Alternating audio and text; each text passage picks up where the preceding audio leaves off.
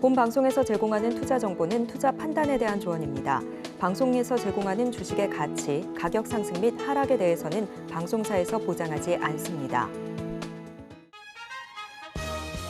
실시간 정부 브리핑입니다. 먼저 첫 번째 브리핑입니다. 지난해 한국의 대미 경상수지 흑자가 사상 최대치를 기록한 것으로 나타났습니다. 반면 중국에 대한 경상수지가 300억 달러를 넘어서며 역대 최대의 적자를 기록했습니다. 두 번째 브리핑입니다. LS 머티리얼즈는 세계 최초로 셀과 모듈을 일체화한 셀-듀를 출시했다고 밝혔습니다. 셀-듀는 기존 셀, 모듈, 팩으로 제조되는 배터리에서 셀의 패키징 공정을 제거한 제품입니다. 기존에는 여러 개의 셀을 조립한 후 패키징해 모듈로 만들었으나 셀-듀는 전기를 저장하는 소자를 연결해 바로 모듈로 만들게 됩니다. 세 번째 브리핑입니다. 삼성전자가 지난 12일에서부터 14일 미국 라스베이거스에서 열린 북미 최대 디스플레이 전시회 인포콤 2024에서 11개 부문에 있어서 어워드 상을 받았다고 밝혔습니다. 마지막 브리핑입니다. 윤석열 대통령은 오늘부로 인구 국가 비상사태를 공식 선언한다며 저출생 문제를 극복할 때까지 범국가적 총력 대응 체계를 가동하겠다고 말했습니다. 이 비상사태가 관련주 흐름에 어떤 영향을 끼칠지 앞으로 흐름 잘 지켜보시기 바랍니다. 상한가 수익의 기회를 매일 여러분께 퀵 배송해드리는 상한가 로켓 배송 진행의 장은희입니다. 오늘 우리 양시장 빨간불 켠채 마무리했습니다. 먼저 코스피 시장에서는 SK하이닉스가 장중 24만 원 우선에서 거래되기는 했지만 하락 전환하는 아쉬운 흐름 가져갔습니다. 그렇지만 그 외 시가총액 1위부터 15위까지 모조리 다 빨간불을 켜냈다는 것이 굉장히 유의미합니다. 자, 그리고 코스닥 시장에서는 인터배터리 개최 이슈가 부각받으면서 장 후반 들어서 2차 전지 관련 종목들이 급등세를 보이기도 했습니다. 그리고 또 삼천당 제약 어제 이어서 오늘도 두 자릿수 강세 마감했습니다. 자사주 처분 이슈 있었다라는 것까지 체크해드리도록 하겠습니다.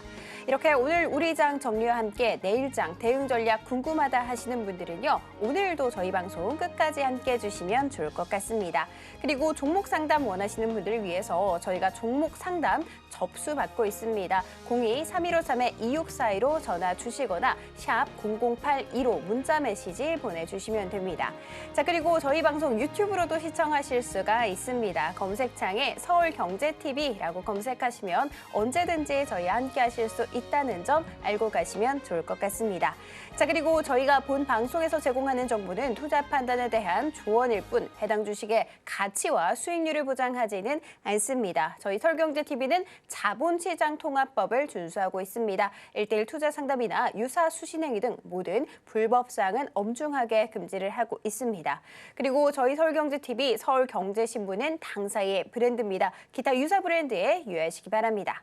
자, 그렇다면 본격적으로 상한가 로켓 배송 출발합니다.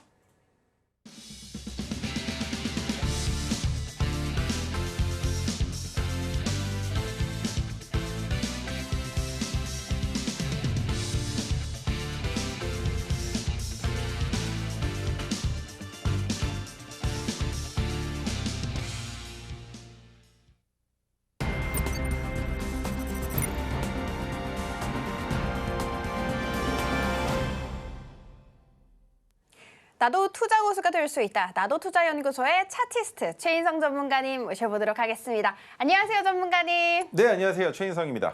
제가 또 시장 질문하려고 기다렸습니다. 어떤 질문을 주시려고 엔비디아가 또 너무 중요하지 않습니까? 엔비디아가 네. 5년 만에 35배가 올랐다고 합니다. 네. 엔비디아 관련주는 엔비디아다라는 아쉬운 말이 있긴 하지만 그래도 워낙에나 우리 시장에 영향을 많이 미치다 보니까 시가총액 1위 자리 등극했다는 게 어떤 의미인지도 궁금하고 그리고 네. 인터배터리 이슈 관련해서 2차 전지 흐름 계속 갈 수 있을지도 여쭙고 싶습니다.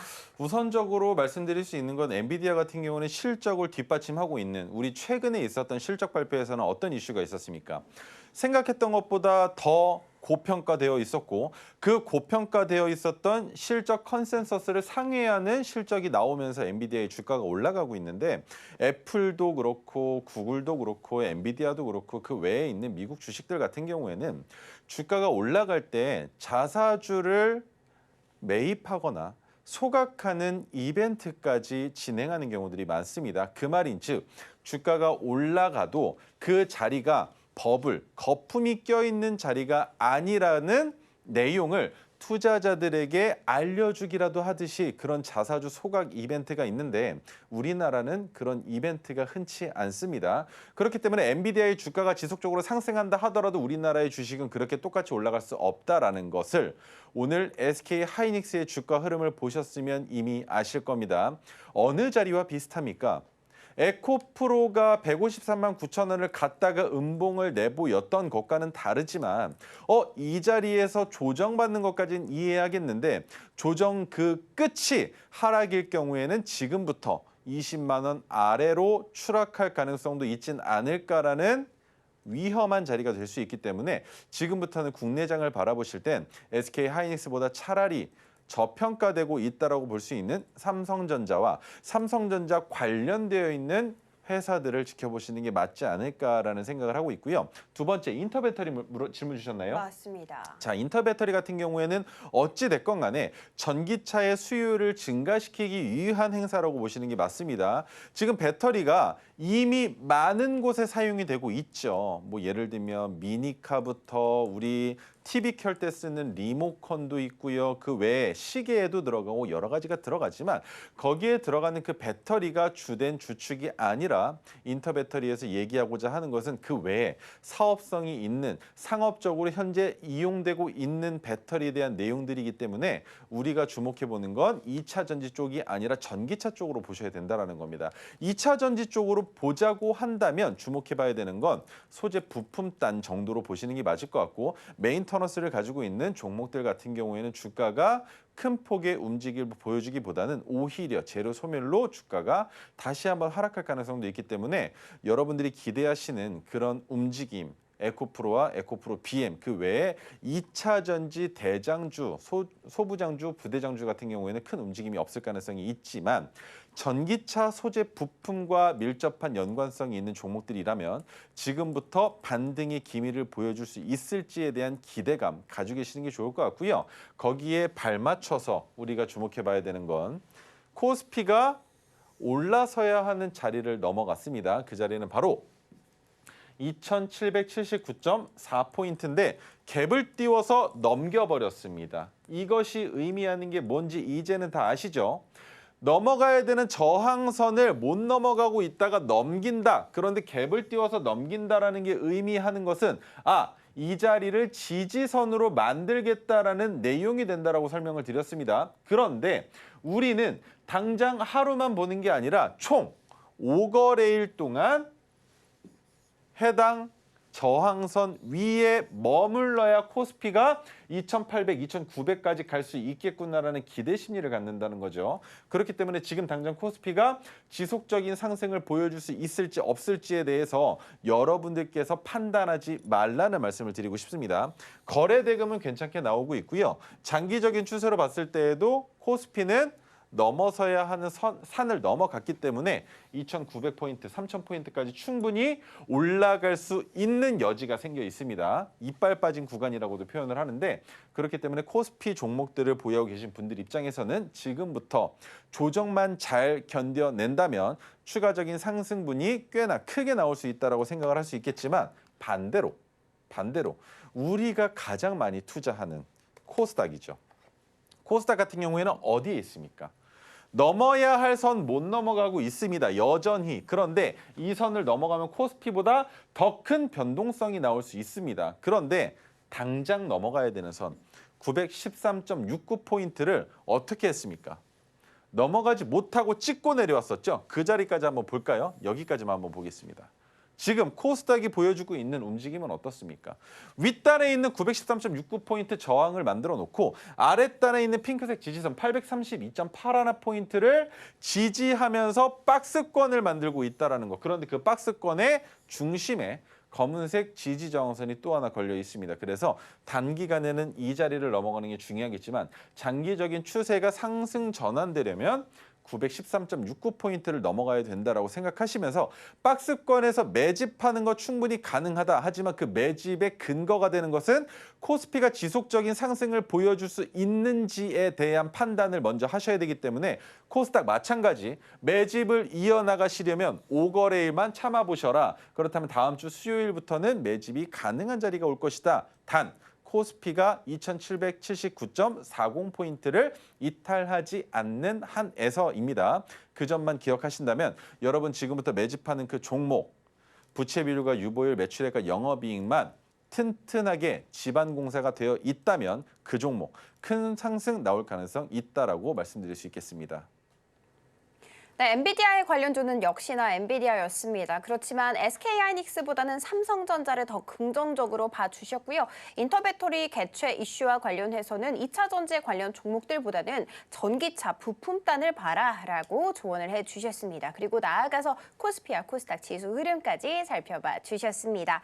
오늘은 히든 종목뿐만이 아니라 종가 매매 비법이 담긴 토르기법까지 공개가 된다고 합니다. 그러니까 끝까지 채널 고정해 주시는 거 잊지 않으셔야겠습니다. 그리고 나 정말 너무나도 고민이 많아서 상담받고 싶다 하시는 분들 많으실 것 같은데요. 종목 탈출 시그널 알려드리도록 하겠습니다. 02-3153-2642로 전화 주시거나 샵 0082로 문자 메시지 보내주시면 됩니다. 자, 그러면 종목 상담 이어서 가보도록 하겠습니다. 오늘 첫 번째 종목은요. 바로 레인보우 로보틱스입니다. 매수가 지금 현재 18만 원이고요. 비중은 20%입니다. 오늘 종가를 봤을 때 16만 5,700원으로 손실 구간에 있습니다. 비중은 한 20% 되는 것으로 알고 있는데 대표적인 로봇 종목이잖아요. 이 종목 어떻게 해야 될까요, 전문가님? 매수가가 그렇게 나쁘다고 볼 수는 없지만 지금 현재 시장의 흐름으로 봤을 때는 손실 구간이시니까 겁이 나시는 건 이해합니다. 하지만 목표가를 조금 높여놓고 익절에 대한 것만 생각을 하시는 게 좋을 것 같아요. 비중 20%시면 레인보우 로보틱스 기준으로는 많은 편은 아닙니다. 그런데 익절 자리를 우리가 볼 수 있는 건 위에 있는 파란색 저항선이죠. 바로 19만 8,700원인데 이 19만 8,700원까지 올라온다라는 건 뭘 의미하겠습니까? 이제 박스권을 돌파하고 주가가 올라갈 수도 있겠구나라는 생각이 들 수 있는 자리이기 때문에 어떻게 매매를 하셔야 되느냐. 첫 번째, 손절 없습니다. 손절 없고요. 1차 매도 19만 8,700원에 절반 매도하시는 겁니다. 그럼 20% 중에 10%를 매도를 하게 되시겠죠? 그런데 수익은 얼마나 나겠습니까? 약 9% 정도. 그 정도밖에 안 나실 텐데 거기에서 1차 매도하시고 남은 물량은 전고점인 24만 2천 원 넘어가는지 한번 보자라는 생각이 듭니다. 그 이유는 아직까지는 레인보우 로보틱스라는 이름을 걸고 있지만 삼성 로보틱스로 사명이 변경되면서 실질적인 영업이 들어가게 되면 그만큼 매출액과 영업이익의 성장이 기대가 되는 상황이기 때문에 지금 이 자리에서 이탈하지 않고 버티고 있는 중이다라고 생각하시면 될 것 같습니다. 그래서 어떻게 하시느냐. 1차 매도가 끝났어요. 19만 8,700원에서 1차 매도가 끝났는데 주가가 24만 2천 원을 넘어가는 자리에서 익절 자리를 잡아보겠지만 넘어가지 못한다면 주가가 다시 19만 8,700원까지 내려올 때는 남은 물량도 익절하셔야 된다는 두 가지 시나리오 설명드리도록 하겠습니다. 네, 지금 보이시는 것처럼 우리 전문가님의 HTS에 담긴 오색선 혹시 보셨을까요? 이것이 바로 토르 기법입니다. 이 토르 기법은 언제 사야 할지, 팔아야 할지도 알아갈 수가 있습니다. 이 토르 기법을 이용해서 내 종목 지금 현재 너무나도 고민이 많은데 상담 받아보고 싶다 하시는 분들은 하단에 3153-2642로 전화 주시면 됩니다. 자, 그리고 두 번째 종목 들어가 보도록 하겠습니다. 두 번째 종목은 셀트리온입니다. 매수가 20만 원이고요. 비중 역시도 20% 담아주셨습니다. 오늘 종가가 18만 3,400원이거든요. 이 종목 어떻게 해야 될까요? 조금 고민이 되시는 상황이실 거예요. 박스권 하단에 있는 중이죠. 지금 보시면 여기까지만 봤을 때 파란색 저항선 윗단에 있을 때까지만 봤을 때에는 27만 원부터 어디까지? 아랫단까지. 그죠? 여기까지 박스 이구나, 15만 원까지 박스 이구나라는 생각을 했지만 최근에 셀트리온 헬스케어와 합병을 한 이후부터 나오고 있는 움직임, 그리고 그 전에 코스닥에서 코스피로 이전 상장하고 난 이후에 나오고 있는 움직임으로 봤을 때 힘을 못 쓰고 있었던 건 사실입니다. 하지만 이번에 올라가고 이 저항을 돌파했었던 이슈가 뭐였습니까? 셀트리온 헬스케어와의 합병이었죠. 합병을 통해서 만들고자 하는 이념, 그건 뭐였습니까? 지금까지는 셀트리온이 만들어서 셀트리온 헬스케어가 가져다가 판매를 하면서 중간 다리를 했습니다. 그런데 이렇게 되면 무슨 문제가 생기느냐? 우리 유통 물량들 어떻게 구별하십니까? 여러분들은 소비자죠. 그러면 소매로 들어간단 말이죠. 그렇다면 도매로 물량을 받아서 소비자들한테 주는 사람들은 뭐가 됩니까? 마진을 남겨야 되겠죠. 그 중간 다리에 마진이 없어졌기 때문에 셀트리온은 지금부터 박리담회가 가능하다라는 겁니다. 그리고 한 가지 이슈가 더 남아 있습니다. 셀트리온 제약과의 합병인데 셀트리온 제약 같은 경우에는 셀트리온과 셀트리온 헬스케어가 합병할 당시부터 이미 저평가받고 있었기 때문에 셀트리온의 주가가 지금 못 올라가고 있는 걸 이해할 수 있게끔 만들어줍니다. 왜?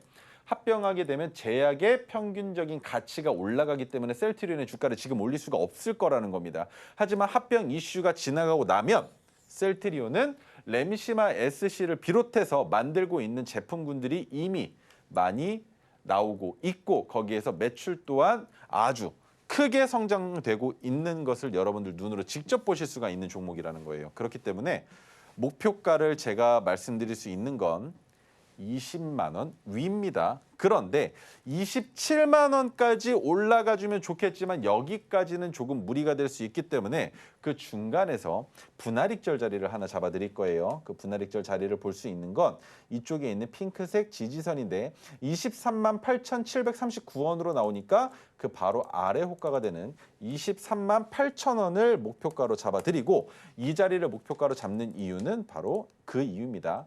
과거에 지지가 됐었고 돌파가 나오면서 또 한 번 지지가 되고 이탈된 자리이기 때문에 23만 8천 원에서 절반 익절, 남은 물량 27만 원 넘어갈 때 절반 익절, 그다음 남은 5% 물량으로 어디까지 본다? 혹시 모르니까. 역사적 신고점 넘어갈 수 있을지 모르니까 거기까지 한번 끌고 가보자라는 게 제 생각입니다. 물론 기간은 조금 오래 산정하고 보셔야 될 거지만 그 기간 동안 주가가 생각하는 것만큼 상승을 보여준다면 큰 수익 만들어내실 수 있을 거라고 생각을 합니다. 그리고 한 가지 더 주가가 또 내려온다면 15만 원까지 내려온다면 셀트리온 같은 경우에는 10% 정도 비중 더 실으셔도 괜찮다라고 설명드릴 수 있습니다.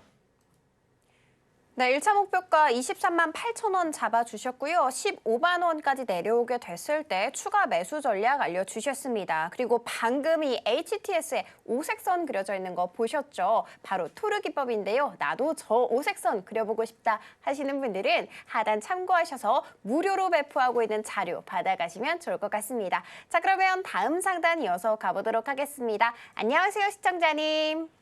네, 안녕하세요. 네, 혹시 고민되시는 종목 있으실까요? 네, 빙그레요. 매수가 비중은 어떻게 되실까요? 오늘 매수했는데요. 지인이 추천으로 오, 네. 5% 10만 3,600원에 매수하다 그냥 줄줄 흘러내려가지고 어머, 걱정되는 거예요. 그러시구나. 5%고 10만 3,600원. 오늘 종가가 지금 봤을 때 10만 400원이라고 합니다. 6% 네. 넘게 빠져서 오늘 바로 사셨는데 너무 아쉬울 것 같아요. 이 종목 어떻게 해야 될까요? 그래서 안녕하세요. 어떻게 해야 되나요? 손절해야 되나 아니면 그냥 어떻게 추가 매수해서 가지고 가야 되나? 이 종목을 무슨 근거로 사라고 하던가요, 혹시? 네, 오늘 지인이 12시 그때 전화 와가지고 10% 빠졌으니까 지금 매수할 타이밍이라고 해갖고 제가 매수를 했거든요. 매수하고 제가 보니까 잘못한 거예요. 너무 네. 올랐더라고. 얼떨결에 한 거예요. 자, 설명을 드려볼게요. 한번 들어보세요. 네. 어차피 이거는 지인분이 사라고 하셨어도 보고 들어가셨어야 되는 게 맞으니까. 지금 네. 보시면 5일 이동평균선이 이미 꺾여서 내려오고 있고 20일 이동평균선의 지지선 이탈될 가능성이 매우 높고 내려간다라고 했을 때 빙그레를 매수한다면 정말 네. 매수해야 되겠다면 매수해야 되는 자리가 어디냐면 9만 100원이에요. 9만 100원이요? 여기까지 내려오지 않으면 매수 못합니다.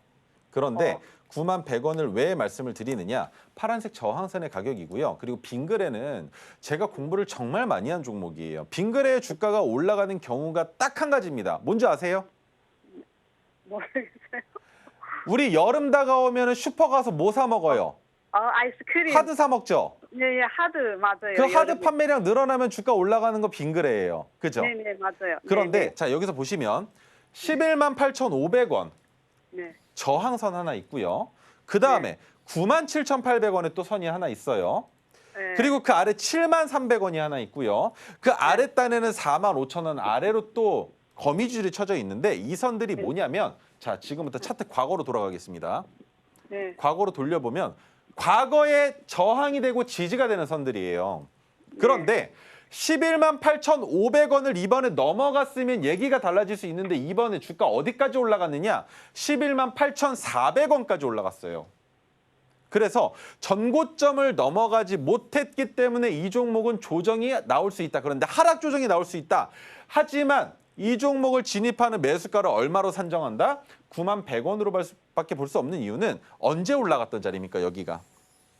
2012년, 13년, 10년도 더 전에 올라갔었던 자리까지 지금 올라왔다라는 건데 왜 올라왔는지 그 뉴스를 아셔야 된다라는 거예요. 최근 음식료 관련주의 주가가 올라가는 이유, 매출이 증가되고 있다라는 내용들이잖아요. 그죠?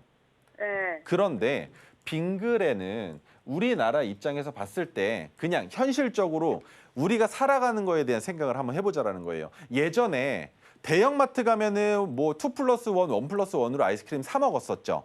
네. 그런데 요즘에는 예전에는 편의점에서는 정가를 주고 사 먹었어야 됐단 말이에요. 그죠? 네. 그런데 지금은 편의점에서도 1+1, 2+1으로 아이스크림을 사 먹을 수가 있죠. 네. 다 어디 가나 지금 다 그렇게. 그 현상이 나타난 이유를 이해해야 된다라는 거예요. 왜냐? 네. 아이스크림을 만들어 놓긴 만들어 놨어요. 여름철에만 판매가 되는 게 아니라 그 외에 가을, 겨울, 봄에도 팔리긴 팔리니까 만들어는 놨는데 그만큼 판매가 증가되지 않으니까 그 만들어 놓은 아이스크림 어떻게 하느냐? 냉동창고에 보관을 해요. 그런데 그 냉동창고를 운영하는 운임비가 또 들어가겠죠. 그런데 네. 그 운용비를 제외하고 지금 음식료 관련주의 주가가 올라가는 이유는 K푸드라는 단어가 붙었기 때문이잖아요. 그런데 이 K푸드는 수출과 관련된 종목들의 주가가 올라가고 있다고 보는 거예요. 그렇다면 최근 빙그레가 만들어주고 있는 이 고점으로 날아가고 있는 이 상승이 네. 거짓이라고 보는 거죠. 이해가 되세요? 네, 네, 네. 그러면 다시 돌아와서 자 여기까지 봤을 때 주가가 올라가다가 제가 얘기했었던 가격 구간에서 저항을 받다가 돌파가 한번 나왔어요. 그러면 내가 진입한 자리가 어디인지는 생각하지 말고 네. 9만 원 이탈되잖아요. 네. 여기서는 손절하셔야 된다는 거예요. 9만 원 거기서는 손절해. 네, 네. 왜냐하면 9만 원 이탈하면 7만 원까지 열려버리니까. 지금 여기 한순간에 올라갔잖아요. 네. 그러면 이 가격 구간은 이빨 빠진 구간이에요. 네. 그러면 하루 이틀만 해도 7만 원 단까지 내려올 수가 있는 거거든요. 그러면 손실이 너무 커지잖아요. 그죠? 네.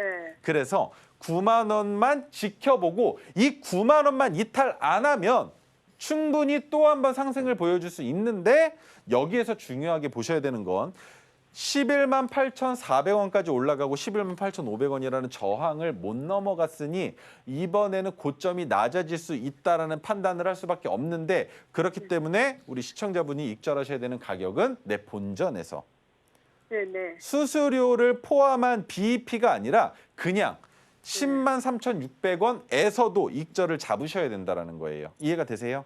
네, 네. 그렇게 해서 정리하시고 빙그레를 정말 다시 투자하고 싶다라는 생각이 드신다면 빙그레 적정 주가는 얼마다?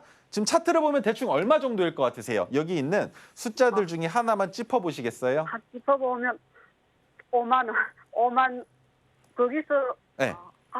5만 원 정도예요. 5만 원 정도? 자, 네. 맞아요. 거기까지 보시는 거예요. 딱 여기. 7만 300원부터 4만 5천 원 사이가 정말 좋은 매수가예요. 정말 좋은. 거기가요. 장기적으로 끌고 간다고 해도 이 자리에 있으면 남들한테 얘기할 때도 그 말할 수 있어요. 어차피 얘 또 올라갈 거야. 왜? 근거를 또 말씀드려야겠죠. 기업 분석 볼게요. 지금 나오고 있는 매출 여기까지 보면 이때 매출 왜 줄어들었는지 아세요? 2021년과 2022년? 그때 코로나 때죠. 그렇지. 투자할 줄 아시네요. 그래서 영업이익이 반토막 났잖아요. 판매가 네네. 줄어들어가지고. 근데 매출액을 보니까 매출액은 안 줄어들었어요. 네.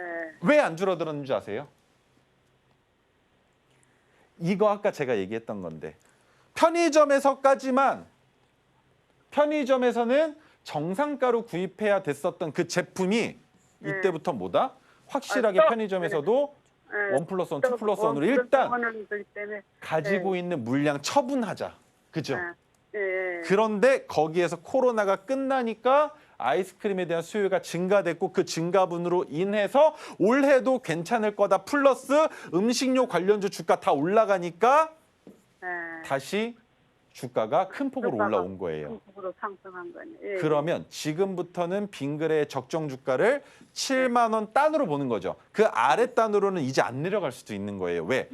많이 올라왔으니까. 예. 자 보세요. 여기도 마찬가지예요. 주가가 올라갔다가 내려왔죠. 내려왔는데 지지되고 반등이 나와서 9만 원, 97,800원까지 올라간 이 자리가 뭐예요? 7만 원에서 지지받고 반등이 나왔잖아요. 예. 이번에도 똑같을 겁니다. 주가가 어디까지 올라갈지 몰라요. 더 갈 수도 있어요. 하지만 더 가지 못하고 내려오면 우리는 9만 원에서 손절하죠. 예. 그런데 주가가 7만 원까지 내려오면 여기는 뭐 한다? 매수한다. 왜? 나는 매수. 여기에서 진입해서 얼마에 판다? 97,800원에서 매도할 거다. 예. 과거의 사례가 있으니까. 우리 네. 법도 마찬가지잖아요. 판례가 있으면 그 판례를 먼저 생각하죠. 주식도 마찬가지예요. 과거의 사례가 있으면 비슷한 역사가 있으면 그 역사대로 흘러가는 게 주식입니다. 종목별로 보셔야 되는 거고요. 예. 그래서 이번에는 주가가 올라가면 내 본전에서 정리하자라고 본전에서 생각을 하시고 9만 원 다음에 밑으로 떨어지면 네. 매도하고. 예. 자 그러면 손절은 설명은 끝났으니까 지금 딱 두 가지만 더 보여드릴게요. 시간의 단일가에서 어떤 움직임을 보여주고 있는지 첫 번째 변동성 없습니다. 그러면 시간의 단일가에서는 의미가 없으니까 여기에서 우리가 올라갈지 말지 봐야 되는 건 뭐다? 프로그램이랑 외국인 기관이 사고 있느냐를 보는 건데 오늘 큰 폭으로 내려와서 사고 있는 것처럼 보여지고 프로그램도 마찬가지긴 하지만 단발성일 가능성이 있다라는 것. 하지만 외국인들이 오늘뿐만이 아니라 내일도 그리고 금요일 장은 정말 어려운 장인데 금요일 날도 매수를 한다라는 건 다음 주에 주가 올리겠다라고 보셔도 괜찮아요. 그래서 금요일 날 매수하면요. 그렇죠. 예. 금요일 날은 보통은 팔고 주말을 편하게 보내야지라는 생각이 지배적이기 때문에 매도세가 더 강한 하루예요. 예. 그런데 금요일 날도 주가가 하락하는데 외국인이 들어온다라면 정말 올리겠다라는 얘기고 반대로 주가가 상승하는데 외국인이 샀다 금요일 날 그 말은 다음 주에 올리려고 산다라고 생각하시면 됩니다. 네네네. 네, 이해가 다 되셨을까요? 네네 알겠습니다. 감사합니다. 네, 감사합니다. 네, 9만 원 이탈 시에 손절해 주시고요. 본전 매도 전략과 함께 7만 원이 적정 주가다라고 알려주셨습니다. 우리 전문가님께서는 언제 팔아야 할지, 언제 사야 할지를 방금 보신 것처럼 HTS의 오색선을 통해서 판단해주고 계십니다. 그 오색선 나도 한번 알아가고 싶다 하시는 분들 많으실 것 같은데요. 하단 참고하셔서 무료 자료 꼭 받아가셔서 스스로 현명한 투자 전략 세워가시면 좋을 것 같습니다. 자, 그러면 다음 종목 받아보도록 하겠습니다. 안녕하세요, 전문가님. 안녕하세요, 네, 시청자님. 예, 수고하십니다. 예. 네, 혹시 고민되시는 종목 어떤 것이 있을까요? 윙리푸드 아, 네. 매수가 비중은 어떻게 되실까요? 2020원에 50%입니다. 오, 비중이 상당히 많으시네요. 2020원이고요. 오늘 종가가 1,882원입니다. 비중이 너무 많으시고 손실 구간에 있기 때문에 고민이 많이 되실 것 같아요. 이 종목 어떻게 해야 될까요, 전문가님?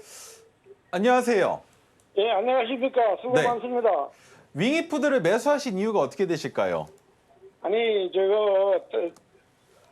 그 문자로 온 단체 카톡방에 거기서 네, 나오는 거 사라 그래 샀는데 큰일 났네. 입결을 못했어요. 큰일 났네. 큰일 났습니다. 예. 자, 첫 번째. 2015년 4월에 해외 상장을 목적으로 홍콩에 설립된 지주회사라는 얘기는 이 종목은 중국 회사라는 거예요. 예. 그러면 최근에 홍성그룹, 크리스탈 신소재, 윙이푸드 이 세 종목은 믿고 거르는 종목이라는 겁니다. 근데 그 종목을 매수하신 거예요, 지금. 거기에 최근 윙이푸드의 주가가 올라갔었던 이유를 알고 계시나요, 혹시? 모르지요. 나스닥 상장한다라고 얘기가 예. 나와가지고 윙이푸드 주가가 올라간 건데 나스닥 상장이 연기가 됐어요. 그래서 주가가 지금 빠지고 있는 중인데 자, 그냥 욕심 부리지 마시고 내 본전 오면 정리하는 겁니다. 2020원이시니까 2030원에 그냥 걸어 놓으세요. 걸어 놓으시는데 올라갈 가능성이 있어야 그것도 먹혀 들어가겠죠. 자, 예. 오늘 외국인이 사도 이상하지 않았을 텐데 들어온 게 없어요. 그런데 외국인이 어제 나스닥 상장 연기가 되면서 물량을 털어냈고 그 물량을 온전히 개인이 다 받아낸 거예요. 그 말인즉 지금 시청자분이랑 똑같은 자리에 물려있는 개미들의 무덤이 되는 종목이 바로 윙이푸드라는 거예요. 그러면 이 종목이 어느 자리는 정말 이탈하면 큰일 난다라는 손절선 하나 잡아보죠. 자, 여기 보이시는 파란색 저항선 가격인데 1,695원 잡아드릴게요. 1,700원 깨지면 안 된다고 보면 되겠죠. 자, 네. 1,695원을 이탈하지 않는 선에서 내 본전까지 주가가 올라온다면 20일 이동평균선은 지금 현재 역배열 추세이지만 그죠? 녹색 선은 추세가 꺾였잖아요.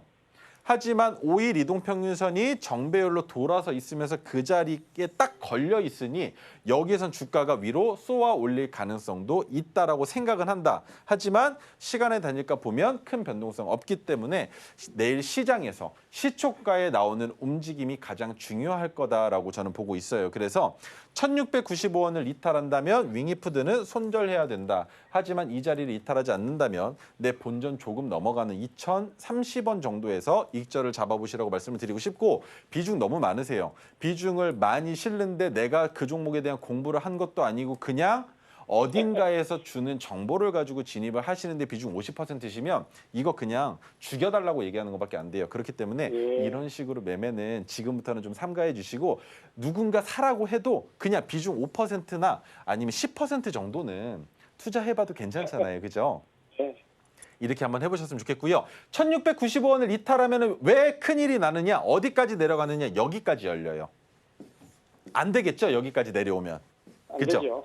안 되죠. 그래서 거기까지 내려가는 걸 사전에 방지하기 위해서 이탈되면 안 되는 자리는 1,700원이다라는 거. 하지만 1,700원 이탈하면 1,695원까지는 5틱밖에 차이가 안 나잖아요. 누군가 집어 던지면 아래 매수호가의 물량이 1,000원 단위고 윙이푸드니까 그래도 3만 주, 5만 주, 10만 주 정도 걸려 있을 텐데 그거 누가 100만 주 팔면 한 번에 여로가 이상 그냥 무너져 버리는 자리가 바로 이 자리예요. 그렇기 때문에 1,695원 이탈될 때는 꼭 손절하셨으면 좋겠고 이탈하지 않는다면 나스닥 상장에 대한 이슈가 아직까지 연기됐을 뿐 안 된 건 아니니까 주가는 다시 올라올 것이다. 하지만 올라왔을 때 큰 수익을 기대하시기보다는 본전에서 정리하시는 게 나은 중국 계열 기업이다라는 것만 기억하시면 될 것 같은데 이해가 되세요? 예, 예. 네, 감사합니다.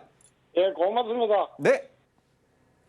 네, 1,695원에서 익절 자리 잡아주셨고요. 2,030원에서 익절 자리 잡아주셨습니다. 자, 그리고 다음 문자 상담도 받아보도록 할게요. 바로 엔젠바이오인데요. 지금 매수가가 4,300원이고 비중은 20%입니다. 코멘트가 굉장히 인상적이었습니다. 저 탈출할 수 있을까요? 이렇게 해주셨는데 오늘 종가가 3,020원입니다. 손실 구간이 꽤 큰데 이 종목 어떻게 해야 될까요? 엔젠바이오 같은 경우에는 저도 계속 보고 있는 종목이에요. 왜 보고 있냐면 토로 신호가 포착돼서 가지고 있는 종목입니다. 그런데 그 자리가 지금 우리 시청자분이 말씀하신 가격이랑 비슷해요. 그래서 추가 매수가 가능할지 아니면 이 종목 추가 매수를 하면 안 될지에 대한 판단을 지금 계속 보고 있는 상황인데 첫 번째, 기업 분석으로 봤을 때 우리 바로 눈에 보여지는 건 뭐다?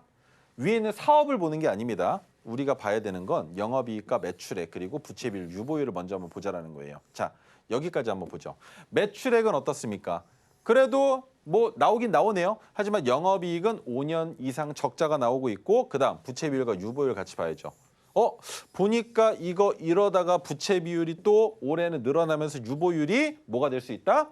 NA가 나올 수 있다. 유보율이 없는 상황이 될 수 있다라는 거예요. 그렇다면 최악의 상황에는 2019년에 주가 위치까지도 내려갈 수 있다라고 생각을 해야겠죠. 그렇게 생각하고 주가를 열어보면 어떻습니까? 상장된 지 이제 3년 된 기업이죠. 그죠? 4년 차에 접어든 기업인데 주가가 지속적으로 빠지면서 역사적인 저점까지 내려와 있는 종목이다. 그렇다면 엔젠바이오가 지금부터 해야 되는 건 무언가 개발했다라는 이슈가 필요하다라는 거예요. 차트의 위치로 봤을 땐 바닥을 잡겠다라는 의지가 아직까지는 보이지가 않아요. 그 이유는 뭐냐면 자, 외국인들도 그렇게 크게 물량을 사거나 팔지 않고 바닥권에서 그냥 조금 샀다가 위로 조금 파는 정도로밖에 들어오지 않고 있다라는 거. 그렇기 때문에 주가가 올라갈 가능성보다 내려갈 가능성이 높은데 제가 생각하고 있는 건 엔젠바이오. 핑크색 지지선이 제가 이럴 때는 정말 추가 매수하지 말라고 말씀드린 거 뭡니까? 핑크색 지지선이 계속 내려올 때, 그죠? 이럴 때는 추가 매수하지 않는데 우리가 추가 매수한 자리가 어디다? 주가가 올라가면서 핑크색 지지선이 올라올 때는 추가 매수가 가능하다고 말씀을 드렸죠. 그런데 한 가지 더. 저점을 찍어놓고 지금 3,005원이에요. 이 저점을 찍은 지 3개월이 지날 동안 이 자리를 이탈하지 않으면 거기서부터 주가가 반등이 나온다. 그런데 어디까지 나온다? 여기까지 나온다는 거예요. 우리 시청자분이 가지고 계신 평균 단가 그 윗까지. 그러면 본전에서 탈출이 가능한 시나리오가 나오겠죠. 그리고 주가 자체가 너무 낮기 때문에 엔젠바이오, 제약바이오 관련주입니다. 영업이익이 5년 이상 적자를 보인다 하더라도 상장 폐지 요건은 안 된다라는 거예요. 상장된 지도 이제 4년 차기 때문에. 그렇죠. 그렇기 때문에 내년까지도 상장 폐지에 대한 내용은 없다. 그 결함은 없기 때문에 주가가 한 번만 포텐이 나와준다면 충분히 상승 가능하다. 그런데 그 상승하는 자리는 대략적으로 여기까지만 봤을 땐 어디까지 열려 있겠습니까? 9,000원 단까지도 올라갈 수 있다고 생각을 할 수 있겠지만 우리는 보수적으로 어디까지 봅니까? 여기까지. 6,000원을 넘어가긴 힘들 것이다라고 생각을 하는 거죠. 그래서 6,000원을 목표가로 잡을 수는 있겠지만 종목 자체가 리스크가 크기 때문에 본전에서 넘어갈 때 물량을 덜어내면서 지켜봐야 될 것이다. 그리고 지금 현재 가격에서 상한가 한 방에 갭 뜨면 4,300원까지는 당장 올라갑니다. 그런데 제약바이오이기 때문에 무언가 이슈만, 뉴스만 나와준다면 점상도 가능한 종목이라는 점까지 같이 기억해 주시면 좋을 것 같습니다. 그래서 이 종목은 제가 계속적으로 보고 있는 종목이기 때문에 저와 함께 하시면 더 마음 편안하게 지켜보실 수 있지 않을까라는 생각이 듭니다. 네, 목표가 6,000원 잡아주셨고요. 본전에서 물량 덜어내라라는 코멘트까지 함께 남겨주셨습니다. 정말 아쉽지만 종목 상담 오늘 여기에서 마무리해 보도록 하겠습니다. 눈치 빠르신 분들은 HTS에 오색선 그려져 있는 거 잘 알고 계실 텐데요. 이 오색선을 내 HTS에 그린다라는 것은 물고기를 잡는 비법을 알아간다라고 생각을 해주시면 좋을 것 같습니다. 내 손으로 직접 잡은 물고기로 내 잔고를 배불리 만들어보고 싶다 하시는 분들은 오늘 끝까지 시청해 주셔야 합니다. 왜냐하면 잠시 후에 비법 강의가 있을 예정이거든요. 자, 그리고 뿐만이 아니라 로켓 배송 종목도 들고 왔으니까요. 끝까지 함께해 주시면 좋을 것 같습니다.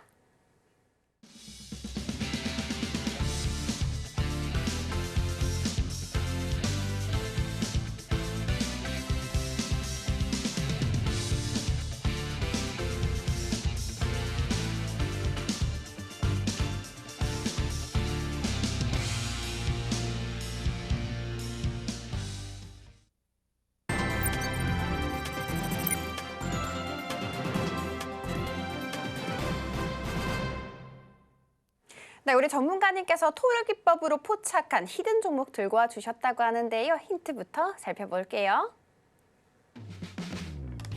네, 대세는 친환경, 석유화학 관련 종목 들고 와 주셨습니다. 이 역시도 토르 기법 포착된 종목이니까요. 앞으로 상승률 기대해 보도록 할게요.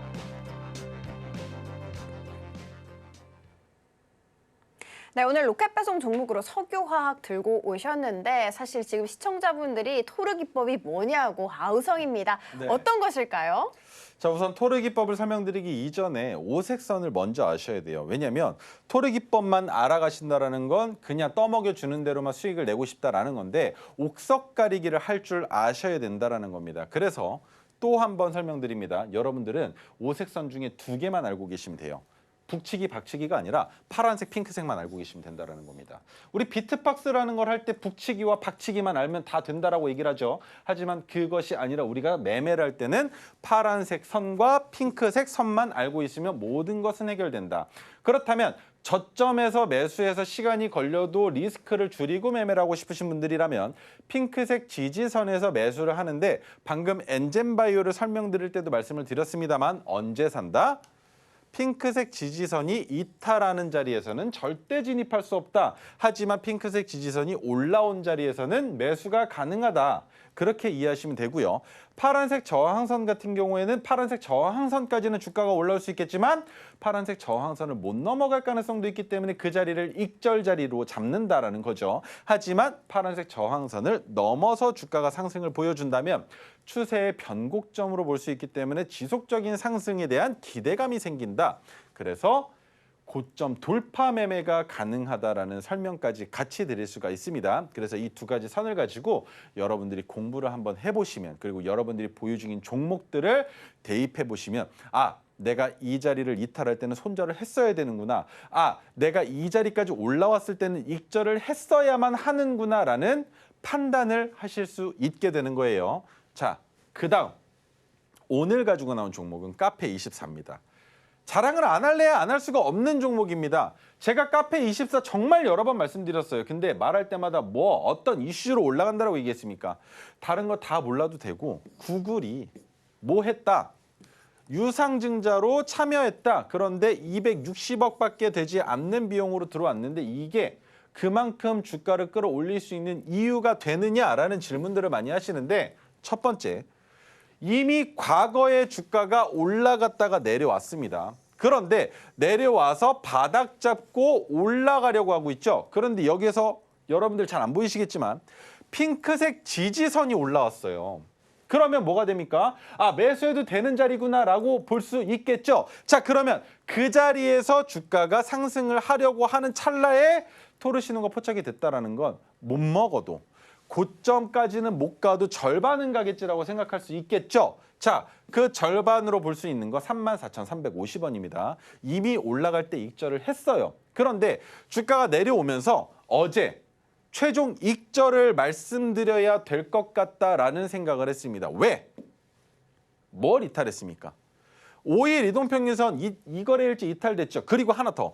파란색 저항선을 1거래일, 2거래일째 이탈했지 않습니까? 근데 제가 3시 20분에 여러분들께 뭐라고 얘기를 했느냐? 카페24 팔아야 마땅한데 20일 이동평균선까지 봐야겠습니다. 라고 얘기를 합니다. 왜? 이것 때문에.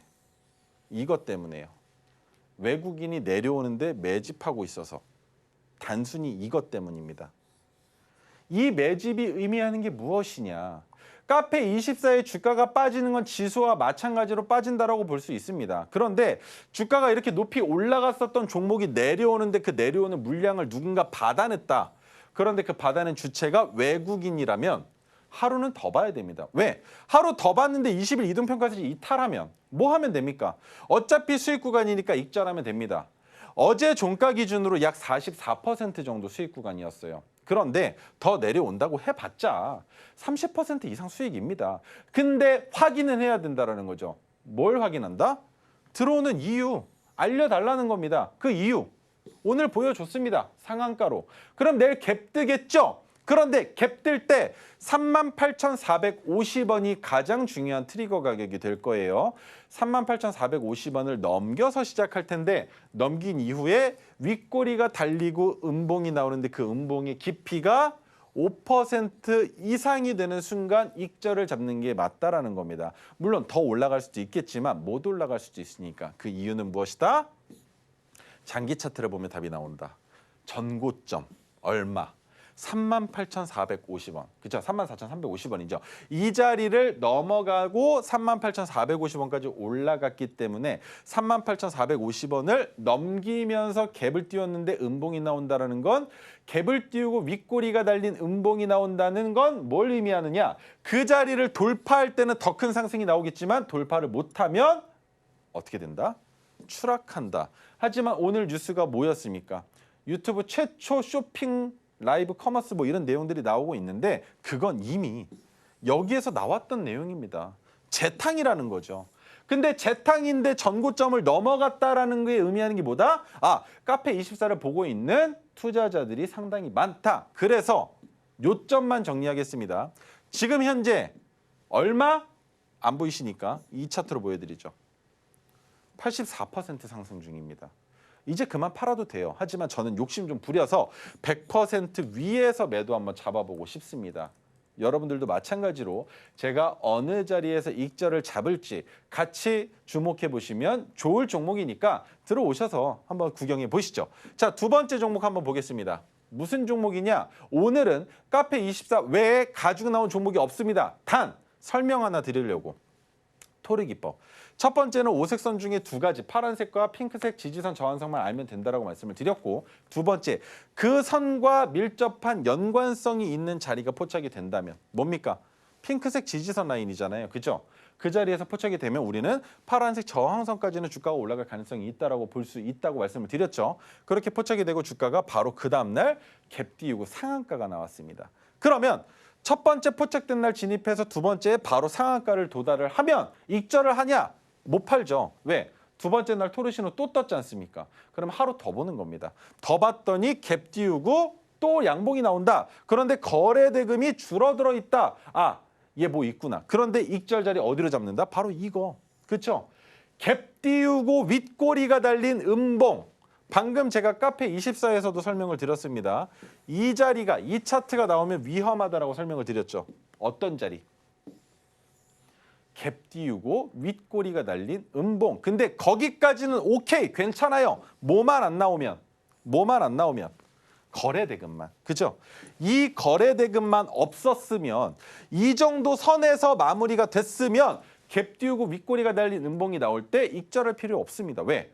물량 테스트 한번 해본 거구나. 그리고 무덤 한번 만들었구나. 이 자리에서 조정받고 다시 상승하겠구나라고 생각할 수 있다는 거예요. 하지만 거래 대금이, 카페24 마찬가지입니다. 내일 거래 대금이 큰 폭으로 수반되면 마찬가지로 익절해야 되는 자리로 생각할 수 있다는 거 꼭 기억해 주셨으면 좋겠고요.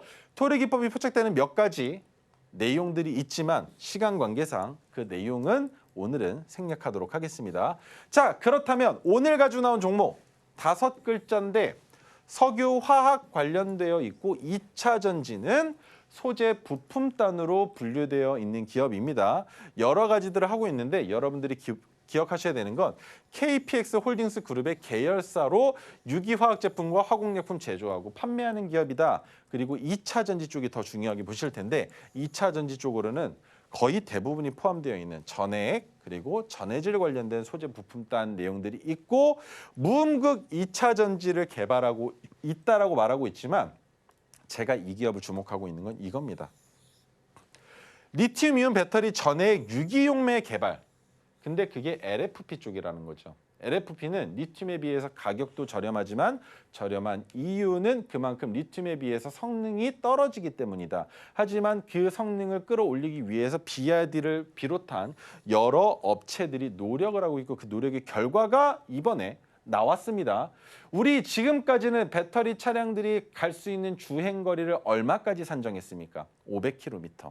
그런데 최근 2000km 이상 주행이 가능한 전기차가 나왔다라는 내용들이 나오고 있죠. 그렇기 때문에 LFP 쪽 그리고 2차 전지 쪽이라면 소재 부품단, 전기차 소재 부품 장비 쪽이라면 지금도 충분히 괜찮다고 생각을 하고 있고 그 외에 탄소 중립과 친환경 플라스틱 등에 대한 사업도 같이 하고 있지만 이 종목이 정말 좋은 이유는 이겁니다.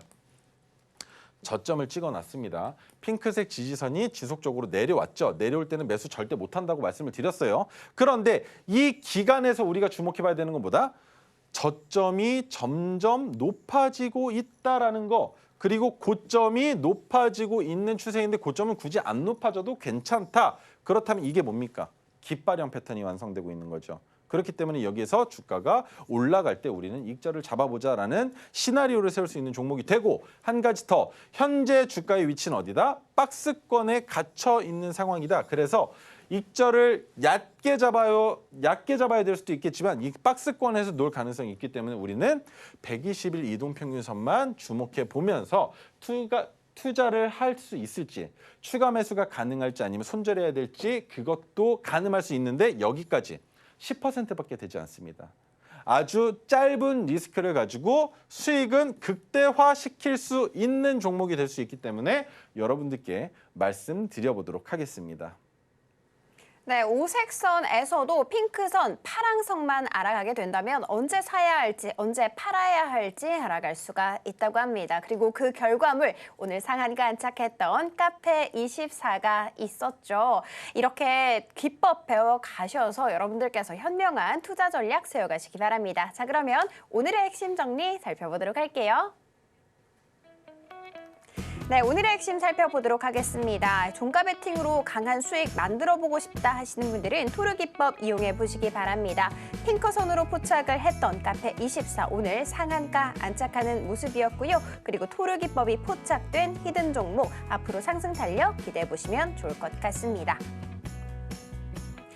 네, 하단 참고하셔서 무료로 배포하고 있는 자료 받아가시기 바랍니다. 그렇지만 하단은 꼭 참고하셔야 된다는 거 알고 계시죠? 자, 그렇다면 앞으로도 여러분들의 성공 투자를 기원하도록 하겠습니다. 자, 오늘 저희가 준비한 내용은 여기까지고요. 시청해주셔서 감사드리고 그리고 내일 이 시간에 다시 찾아뵙도록 하겠습니다.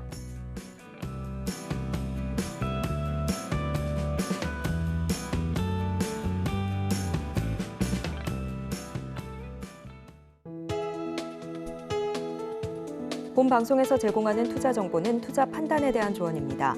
방송에서 제공하는 주식의 가치, 가격 상승 및 하락에 대해서는 방송사에서 보장하지 않습니다.